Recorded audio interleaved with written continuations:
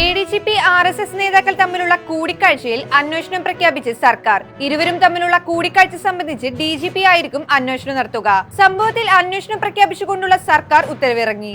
ലക്നൌവിൽ HDFC bank ജീവനക്കാരി കുഴഞ്ഞു വീണു മരിച്ചു. സഹദ് ഫാത്തിമയാണ് മരിച്ചത്.